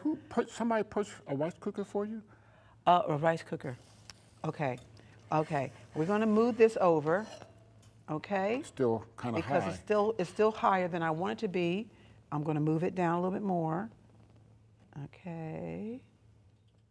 So a rice cooker is good. There we go. It does its own job. Just set the timer and does its own job. Yes. And back in the day, rice cookers only did white rice. Oh. Now the rice cookers coming out does brown rice too. It does brown too. And it so has an ingredient for short grain or long grain, just at the same time. No. All rice are the same. It does not differentiate between long and short. Okay. And so you can that's another one. That's a nice gift to give. That's a nice gift to give. I remember back in the day, all the gifts I used to get was like can openers and electric knives, and so I started putting in for the big things like the rice cookers and the blenders and the food processors and stuff. Okay. So you're well equipped right now. Would you say you're well equipped? Well equipped. I remember when we first started coming on 3ABN, I don't know how many pieces of instrument I actually went through, but now we've got it down packed now as far as what's going on. Yeah. So the bottom line in Meals and Minutes is that you want to go ahead on and change the rice up. You know, if you're used to doing brown rice all the time, put turmeric in it. You can also just cook it up and you can put parsley in it. Change it up. Don't let it be the same thing all the time. I don't know about you, but some people say, I don't want to see the same thing every single day that I eat. Guess what? Okay. We fix the same thing, but we just change it up with either parsley or seasoning or the coloring. And you know what? They think they got something brand new. It is the exact same thing. Just switch up a few things. That's a secret. That's a secret. Don't tell the secret to everybody. Don't tell them all our secrets, too. Can't tell them everything. Don't tell them everything, yeah. That's true. Just enough, but not a whole lot. Got to keep some for ourselves. Okay, so now at the end, once it finished cooking, we're going to put the margarine in, and we're going to put the salt in, and then this is ready to go. And they will see it at the very end of the program. Now, so this will cook for how long again? This cooks for about 10 minutes. This is actually a rice that doesn't take a long time to cook. But if it's regular brown rice, remember now it's going to take 45 minutes to an hour. If it's in a rice cooker, you don't have to worry about it. It will stop when it's ready, finished, and the rice will be ready as well. Okay? I think you have about 2 rice cookers. We kind of burn them up. We've been through the rice cookers. You know, there's a lot of new stuff on the market now, so I'm always just trying to see what can I get new. Okay. You just let me know, baby. I'll take care of you, okay? Okay. So we've already done that sautéed spinach, and we've already done that Cuban Black Beans, and we've actually got the rice going on. And so I know for our main entree, we're going to be fixing something that's totally different, and that is a barbecued Jack Fruit. Let's go to the recipe. Okay. 1 10-ounce can of Jack Fruit in water, 2 tablespoons of olive oil, 1/2 cup of onions chopped, 2 garlic cloves chopped, 1 teaspoon of chicken style seasoning, 1/2 cup of warm water, 1/2 cup of your favorite barbecue sauce, and 4 whole wheat hoagie buns. Okay. Now this is a good one, Curtis, and it is we call it main entree. Main and entree, it is Jack Fruit. I'm not even sure if people have actually, it's new coming out as far as people talking about Jack Fruit. Because it is actually a fruit, believe it or not, and it's from India. Okay, so tell me now, let's give some history about this now, because this may be new to a lot of people. Yes. I mean, how big does it grow, or out of the ground, from a tree, or what? It grows from a huge tree. Oh, okay. It has a vine that comes down from the tree, and on the vine, at the end of the vine, is the actual Jack Fruit. Now, what weight are we talking about? I mean, how we're big can it talking get? now, it can weigh up to 80 pounds. 80 pounds? 80 pounds. It's gigantic. From a tree, so it must be hanging. It is a big, huge, thick vine. It's not a vine it has to be a thick vine to hold that 80-pound. And this is a huge watermelon size. It's big like a watermelon, but it's heavier inside. It's dense, very, very dense. That's why the weight is coming on it. You know, watermelon has the water in it. Right. But this jackfruit, it's got pods inside of it, and it's got lots of, we call the carbohydrate part of it is actually inside of this thing. It makes it heavier. So one jackfruit can feed a whole lot. Well, now, I'd say the thing is this is really incredible. Okay. When I was doing the research on jackfruit, it was saying that it's actually in the hot climates, places like India, and this is a God thing because it was stated that jackfruit, as big as it is, is got a lot of carbohydrates inside of it, and it's actually for the people there to keep them from, starvation. So a lot that of fruit, nutrient dense. nutrient dense. Energy, carbohydrates. Yes. All right. Yes. And that's a God thing. Right. Right? That's a Okay. God thing? Yeah. Oh, yeah, he does that. He does that. Okay. Yeah, now, I've heard too pictures of people having this jackfruit. They have like machetes. Yes, they do. And they cut it and Yes. open it up and can feed a whole family. And the pod inside of it is what's the edible part of it. And that's where you're actually seeing it here when you look at the jackfruit. Now, believe it or not, we did not, I repeat. We did not go to India and get a machete. No, because guess what? This fruit has become so popular, you can actually see it here in the United States. It's in your Oriental markets. It's in any international market where they sell international foods. Your Asian food Your markets. Asian foods, they all have it as well. And it is a fruit, but we're going to convert it into a meat because we're going to make it look like that of shredded chicken. Oh, okay. Now, so does it come in a fruit or a can? It comes in a can with water. Oh, with It water. also comes in a can. Already chopped up. Already so chopped it's already up. Cubed up. Already ready to go. The seed is removed. Yeah, but no, there's no seed because the pod itself, you can see the seeds so just actually in there. You can see the seeds in there. Oh, all okay. that's edible. Okay. All that's edible. So when it comes in a can, it's already ready to go. Okay. Okay. We then, of course, we're going to be converting it over to look like that of meat because we do plant-based cooking. We got to make it look like an assimilation of chicken. Or chicken, chicken breast. You're going to see it when we shred it up in the machine. So we have our food processor here, and when we are doing that, we want to make sure that we don't over-process it, right? So we're going to open this up. So what, we're going to kind of pulse it then, or yes, what? we are. We're only going to pulse it. Let's make sure everything is ready to go. Yeah. Okay. All right. Kind of Just reminds spread me around. of tofu if it takes in the flavors of other It takes in. food. Would you say it's very versatile? It takes in. Hold up. Takes in a flavor of all the other things that, like tofu, I call these like chameleon foods, okay?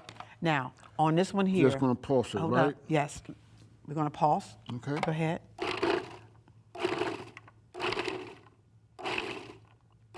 Let me just see that now. Let's see how that looks. And let's see, it's kind of coming around there, looking just like shredded. I can see the seeds too. Yeah, but but let's remember, these are not seeds like you're thinking about, okay? Oh, so these seeds are edible. This is a part of the It's pod. part of the fruit itself. Yes. Okay. Okay, let me just do this next one here. All right, now, I want you to just go ahead on, so they can see that. Let's go ahead on and put that in that lid, inside that for a minute there, so they can see what that looks like, because that is very, very key. You want to make sure that it has that texture or looks like that of chicken, all right? So when he puts that in there, you're going to get a chance to see what that actually looks like. Look at that. Look at that. And it's a fruit, okay? It is a fruit. But we're converting it into a plant-based main entree, all right? Okay. Is that neat? Jackfruit. Jackfruit. Now in Huntsville, of course, where we live, there's an Asian market, and of course he knows us, very familiar with him. We go there so often. So now it's not even expensive, is it? No, not if you get the cans are not. It's not expensive at all. Okay, and I want you just to look at that, and you can look at that and see that it has the kind of texture. It looks like it could very well be shredded chicken. All right, shredded chicken. So we're going to put that lid back on there. Do we need to use this? We're going to be using that later. It's something else we're going to be doing a little bit later on. So let's just move that out the way there. Okay. Because we got to go ahead on and get this next part, which is we're going to be putting the onions into. All right. So we're going to cut the onions up, and we're going to just chop them a little bit. So this can be converted into like a meat-like dish. It's going to be a meat dish. Okay. What other dishes can you use jackfruit in other than like a meat? It can go in soups, it can go in stews. stews. Okay, because of the texture of it, you can use it in stews, soups. I would not do it in a stir fry because it is still tender. Remember, it is a fruit, so you want to make sure that you don't overcook it. Right. All right, and by the way, it's already cooked. That's Oh, it's already cooked in the can. Yes, it is. Okay, when you get it. All right, Okay. so we're going to turn this down, and we're going to go ahead on and start in the oil. Once again, start the oil in, and I'm going to take my spatula. I'm going to move it around a little bit in here so we can get it ready. We already have the onions ready to go. We're going to go ahead on and put the Okay, onions this in. is, Why don't you go ahead and put the onions in. And then we're also going to put in the garlic as well. And this is fresh garlic that we're using for this particular recipe. I can already smell that barbecue sauce. And in our book, our Global Vegetarian Cookbook, we actually have our own barbecue sauce that we make from scratch, okay? That's right, yeah. And so that's another one. I like to make that way ahead of time as well. And so that's getting ready to saute. I'm going to go ahead and put in Just your garlic. the garlic as well. Okay. And you know, remember now we do the garlic not for long periods of time. We're just going to saute the onions until the onions become translucent or tender, okay? And that's getting itself together. Now, another thing we're using though is because whenever we do, let's say something that mimics that of chicken or turkey, then we use a seasoning called chicken style seasoning. Okay, now let's That is explain not this. chicken at all. It's no more than an actual combination of herbs that go together that makes it look like it's, if you remember the bouillon cubes, you've seen them now in the store, they'll have the bouillon cube, you add 1 cube to 1 cup of water. This is actually a vegetable base, okay? And by the way, you can use a vegetable base in its place. So this is chicken style seasoning. There's a beef style seasoning as well.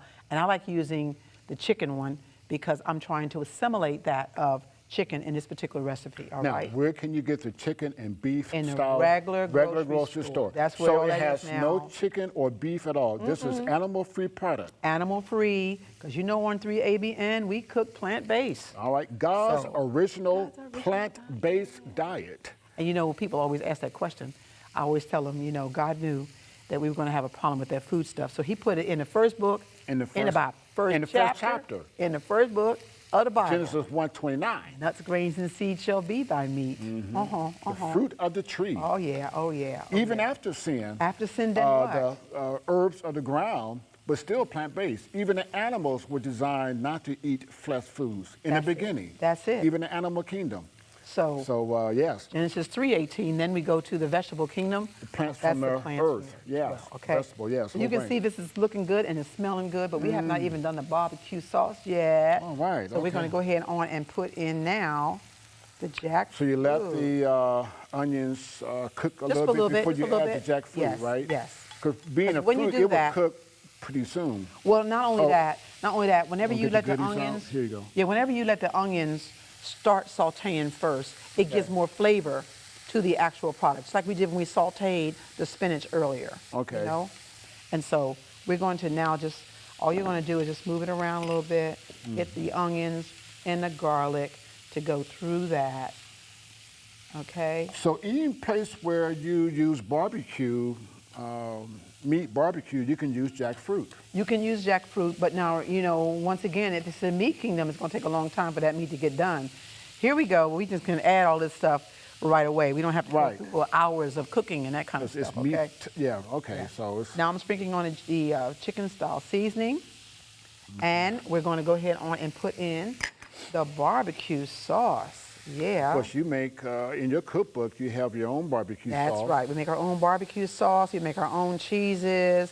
We Your make own mustard? our own mustard. Oh That's yeah, right. we do it. We do it all. And I'm going to put in the water also with this.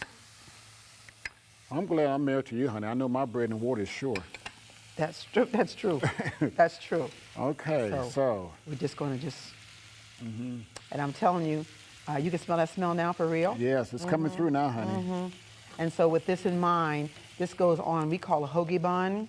It can go on a hamburger bun. It is ready to go. One time before, sometime when we do this recipe also, we do it with a coleslaw.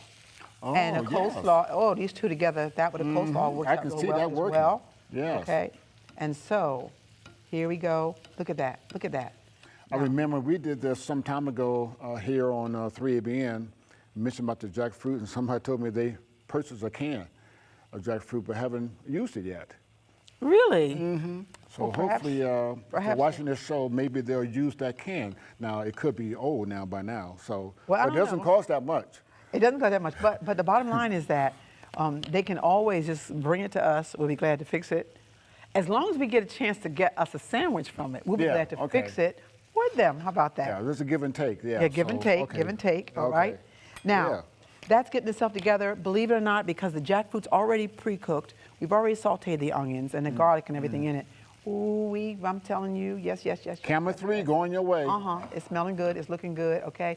So, now I know you said they've done quite a bit. Okay. Sauteed the spinach, we've done the rice, steamed yellow rice, we've done the Cuban black beans, and we've done the jack fruit that's actually going to be on a hoagie bun. You'll see at the end of the program. And I know you said, is there going to be a dessert on this program? Oh, yeah. Yes, it is. We're going with a no-bake No bake. banana pudding dessert. Let's look at the ingredients on this one. Okay.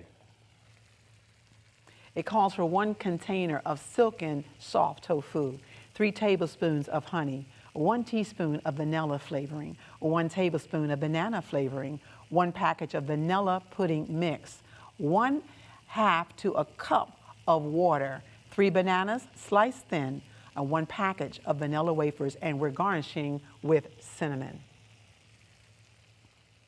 Okay. Okay. No bake banana pudding. No bake, you No don't have to bake it. Don't turn Not the oven turn it on the oven for this one, honey. Meals and minutes program, and so therefore you don't have to worry about a whole bunch of extra Okay. stuff to do. And Now, you make it so ahead of time too. now we got that is the silken. now, okay. Let's talk about this because there's different brands and textures: firm, extra firm, silken, soft.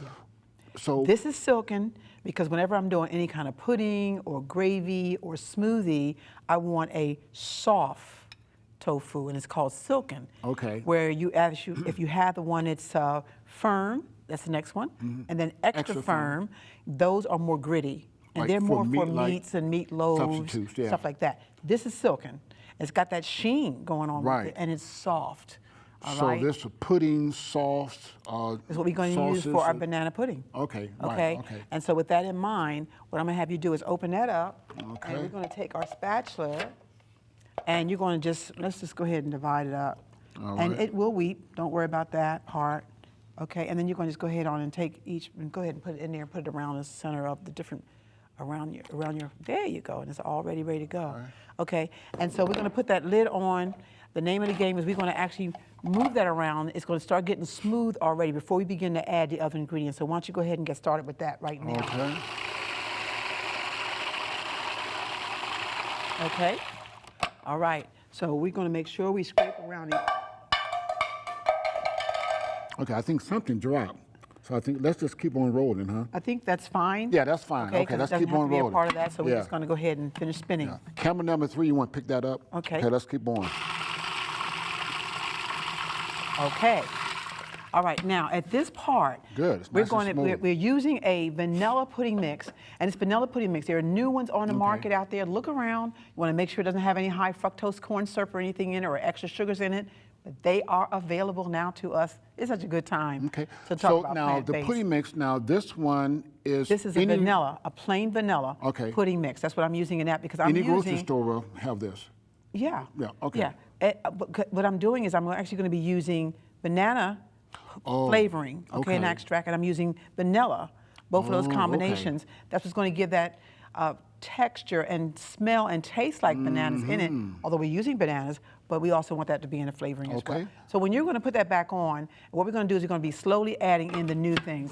We're going to add in first the vanilla extract, and we're going to add in the banana extract. Those are going to go in with this on, babe. With this on. Oh, okay. Okay, and then, well, hold up. And then we're going to, because I'm saying it now because you're going to see them putting the things in. Okay. That way we don't have to stop it every time we're trying to do that, okay?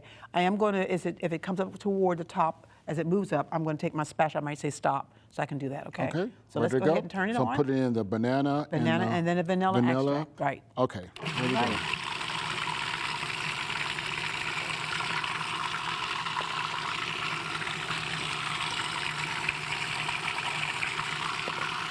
Okay, let's stop it. All right. And you want to make sure you scrape. You want to get everything down because you want the flavor to be in this banana pudding mix, okay? Okay, nice and creamy. That's nice and creamy. Now we're going to then turn it. We're going to put our honey in, and we're going to put in our pudding mix. You smell that banana flavor? Yes. I don't have to take We off haven't even the used the topping anymore bananas now. yet. I Yeah. know. Yeah, that's already Okay. off. All So right. turn it on, and then go ahead Yes. and, okay.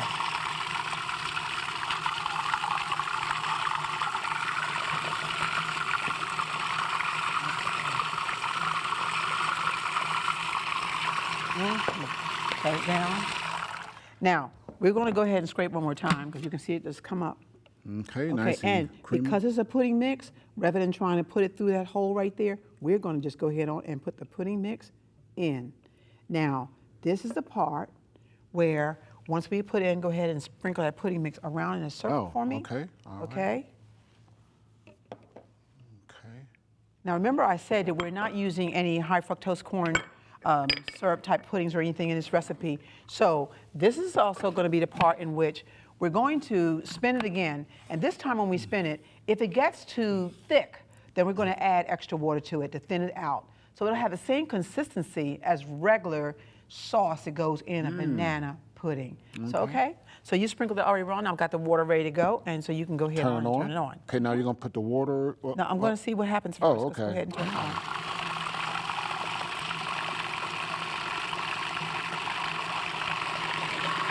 Okay.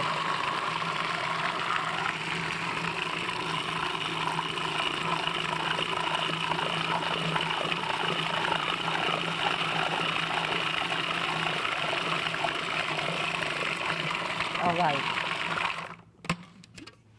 Okay. It's still Okay. thicker than I want it to be, so. And I only added a half a cup. Remember on the recipe, I said you can do between a half a cup and a cup of water. So we're gonna put it back on again. Let's go ahead on and put the rest of the water in it, okay? Oh, add a Go little ahead bit more on. water? Turn it on, Okay. turn it on.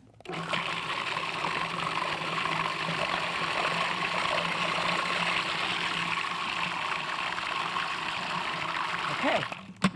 All right, now we got our pudding mix like we wanted to have it. Oh, okay, it's more of a pudding texture. More of that. And Yes. I once again, let's let them see that. So we're going to go ahead on and pour that into that cup for me. Okay. Okay. And then it's time to get to work to make this up.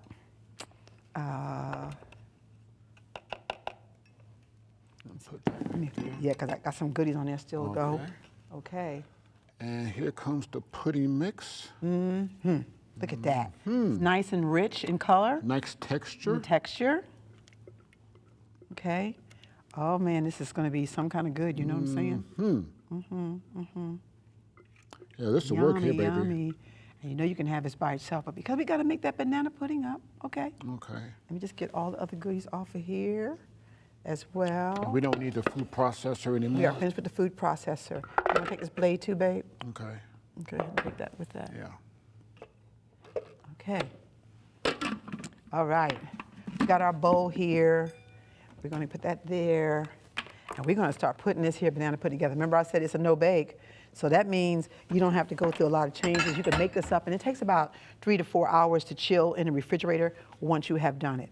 So we're going to put our wafers. Okay, so vanilla wafers. We're going to put the wafers in. So you layer it at the bottom and was just then the pudding and layered, bananas? that's or right, that's right. In that order? Layers in that order. We're going to do it that way. And now we're just going to put a couple more. Okay, and now it's time to have that. Let's just get us some pudding mix here. Oh, pudding mix, A okay. little bit of pudding mix.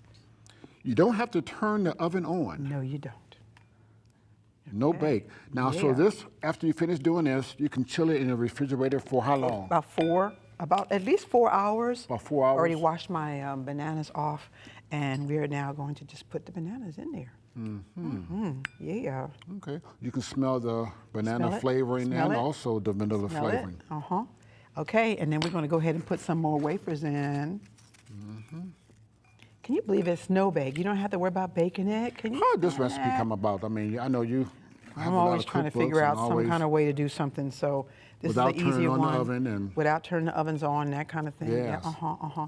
Okay, we're going to put in some more other pudding on top of that. Yeah. So you just keep going all And the you way can up to the also, top. yeah, you can also make this in parfait glasses as well. Oh, So they can okay. be individual banana parfaits. How about that?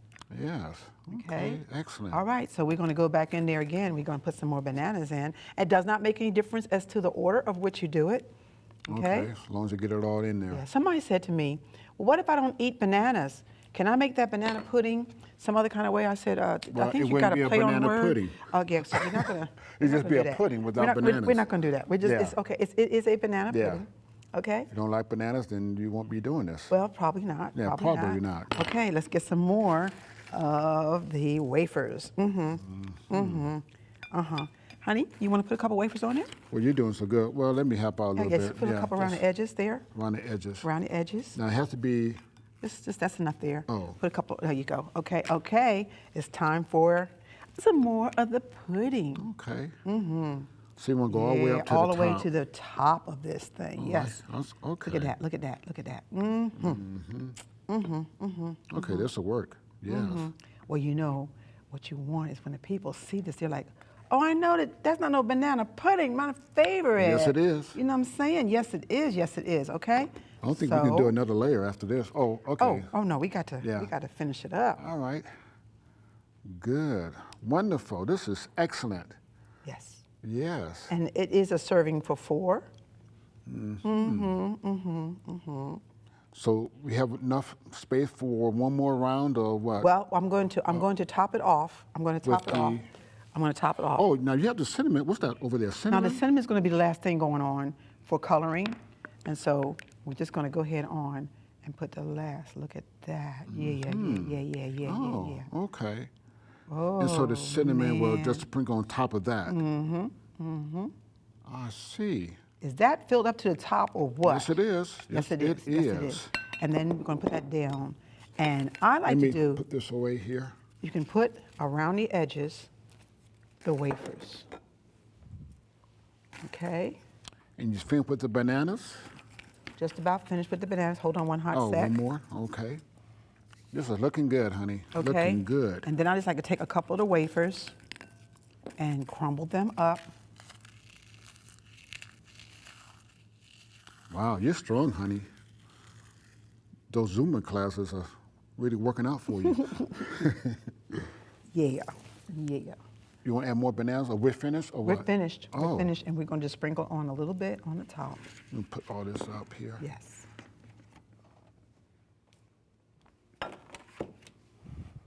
This looks really good.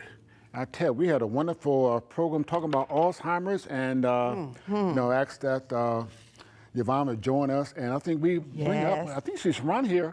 Oh, wait a minute, here's the Okay. She did come. All right, Okay. yeah. Okay. Welcome You right know there. what? If the viewers could smell the smells in Oh, the yes, studio. yes. Oh, and look at that. Banana pudding. That Oh, looks yeah. almost too good to eat. I know. He just said almost too good. Not quite that good, Not because that- we are going to eat it, but, but not now. It's so late. Yes. Yes. Well, thank you for coming Yeah. at the end of this program. We have a wonderful discussion, you and Jay. Oh, She's no longer Jason, it's Jay. Jay, I know. Yeah, I picked that up. He's grown into Jay. Yeah, Jay, yeah. No, actually, it's so important because you hear about so many people that have Alzheimer's, and to be able to know that our God, the Creator God, has given us plant-based remedies Yes. to address every single issue. Yes, I mean, that's absolutely. just amazing. Yes. Amazing. Tell us a little bit more about that, Bacopa, if you would. Oh, okay. Because that was so, enlightening, and especially the fact that it's evidence-based. Yes. Because there's so many, especially medical professionals who will say, herbs are, they're not FDA approved, or they're not evidence-based, or whatever. Yes. So when we do have studies that corroborate the effectiveness of these herbs, that's really great. So tell us a little bit more about the Bacopa's Bacopa. been out there for years. And like I said before, if you get to download the email address, I'll send you the download of the information that we did not talk about. And a lot of the studies are done in 2019. Like I said, one study was done, it's not even published yet. It's the Wow. online version. So this is the Wow. latest. But Bacopa's been out there for a long period of time. It's good for not only Alzheimer's, but also mental clarity, and that kind of depression, those kind of things like that. But the study's been done in India and Taiwan, so it takes a while for that information to be coming over here to the United States. Right. But this is good. And ashwagandha, Ashwagandha. some people heard of that one too. Yes. We're talking spinal cord injury, Wow. Huntington's disease, Parkinson's, so is out there, and also And depression. oh, depression, You know what? I had depression. someone send me some information saying, I've been taking this for depression, and it was ashwagandha and St. John's wort. Oh yes, And yes. she combined the two, yes. and it really made a difference for her. So when you combine bacopa and ashwagandha together, it becomes more powerful. Yes. And then with this plant-based eating, there's less need for medication, so less risk of taking those anti-cholinergic drugs that also causes dementia. So it's a dominoes effect. Really is. Yes. Right. Yes. It's so important to move toward that plant-based diet because the more junk food you eat, the more you're going to damage the body. Period. Every system is affected. It is. You know, so we have to really be concerned about getting more fruits and vegetables, just basic fruits and vegetables in the original diet. I think that's why God put the herbs, created herbs on the third day of creation week in Genesis. Yes. And my favorite text, one of my favorite texts is Psalms 104:14. He causes the grass to grow for the cattle and the herbs for the service of man. Great scripture, Curtis. Yes. Oh, that just ties in everything. Really does. And speaking of tying in everything, let's go to the address roll and get that food out so we can look at it and salivate and all of that. Yes. Good How idea. can we reach you? Okay, here's how you can reach us.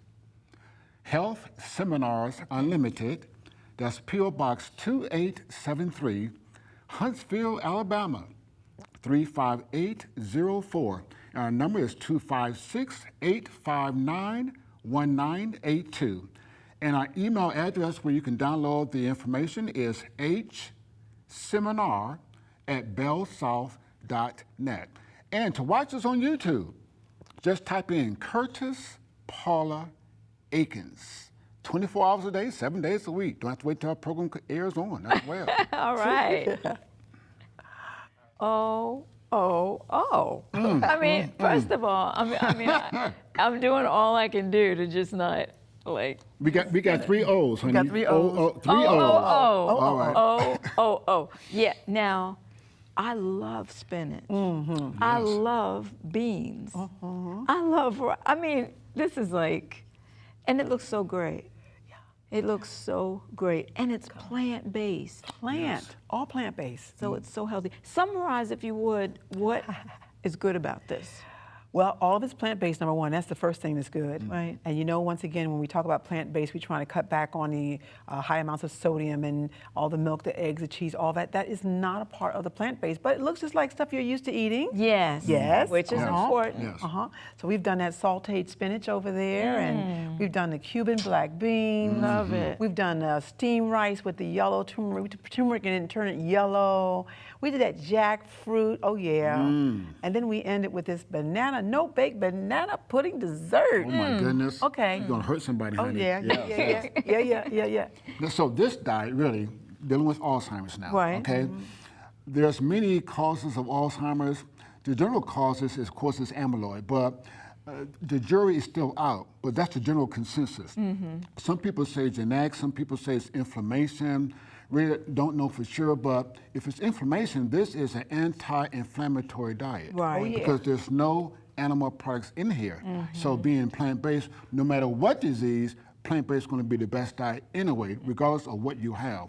So therefore, this is going to be a good diet for anybody who wants to consume a healthier diet without the cost, high cost, and doesn't sacrifice taste. Well, look, all of those are important elements. Yes. You don't want to sacrifice taste because people are not going to eat it. If it's nasty, let's be real. People are not going to eat it, right? It's nasty. But look at it. It looks nasty too. So good. You're right. If it looks nasty, no. Okay. But look at that. That looks so good, so healthy, but yet like what you would eat. Like it doesn't. You're not sacrificing anything. And with this diet, people have a less risk of taking medication But by taking medication, some of those drugs may be in that category that causes those synapses to be blocked. Right. So therefore, this diet is a good, wholesome diet as far as concerned. I know the jackfruit honey, that's something that, again, let's comment on that because that's something new Well, the jackfruit, for a lot of people. It's new, but you know, it looks like, if you can see it, it has that same texture like shredded chicken. And so therefore, the bottom line to plant-based is it needs to look like something that people are familiar with. Right. So you say sautéed spinach, you know, and even with the jackfruit, it might be a new name to people, but look at that. On that whole wheat bun with barbecue sauce. Yes. Come on, okay? Yes, yes. Okay, so Oh, you know, I'm like, let's go ahead and try that. Come one, you know on, what I'm saying? that's right. And black beans, just changing them up, All you right. know, with the color. So, man, good program. We're going to close Yes, out. yes. John 10:10. Jesus said, I come, that they might have life and have it more abundantly. See you next time.